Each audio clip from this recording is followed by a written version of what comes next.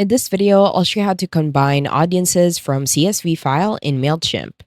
Once you were on your Mailchimp account, the first step is to head over to the navigation panel on the left-hand side.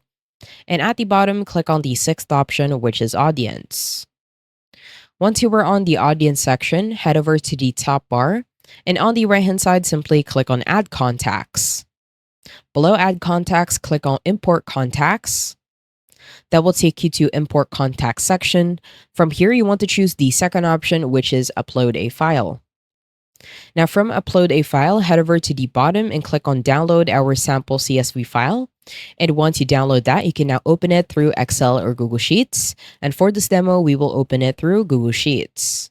Now on Google Sheets, it will look exactly like this. As you can see, we have an email address, first name, last name, the address, the phone number, on what you like to grow, the tags, and birthday. Now from here, you just want to simply add the exact things in which are within your contact. So let's say we have a contact named block user. You want to add their first name, last name, address, and phone number. These are very essential. If you do want to edit an option, you can also do the same thing by simply highlighting on the option and then just simply editing it. Now, to combine a contact, what you need to do is simply add their email address. So we have your block user number 1 at gmail.com. In here, let's say we want to change the first name. Instead of John, we will name it as Gabriel. And once we do that, we will be able to combine, instead of John, it will be named as Gabriel. Now, the reason for this is they have the email address. You want to make sure that the email address has not been changed, and this is the exact email address that you have within the contact list. Now, what you need to do next is simply add the values that are appropriate or the values that you need to update. And once you're done, head over to the top bar, click on File. At the bottom, hover your mouse on Download. On the right-hand side of Download, simply click on comma-separated values. You can also do an XLSX. And once you have downloaded that, head over back to Mailchimp. From here, you want to click on Select a File. Open your spreadsheet.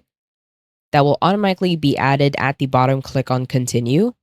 Now, when organized, this is the key. You want to simply head over to the bottom and click on Update any existing contacts. This means that it will automatically replace their information with the data, which is from your import. So as I said earlier, if you have John before as the first name, it will automatically change to Gabriel as long as you have the same email address as your audience. So from here, head over to the bottom, click on Continue. And in here, we will just add a tag, let's say 2026. On match, if you did use the columns from Mailchimp, then it will automatically be added, as you can see in here. If you want to make sure on Mailchimp's field names, if the file column name is an email address, you want to simply input that. And once you're done, head over to the bottom, click on Continue. In here, you want to set as subscribe depending on your import. And once you finalize your import and complete it, it will update all of the contacts and take you back to the audience section. I hope you found this tutorial helpful. Please let me know if you have any other questions in the comment section below, and I will try my best to help you out.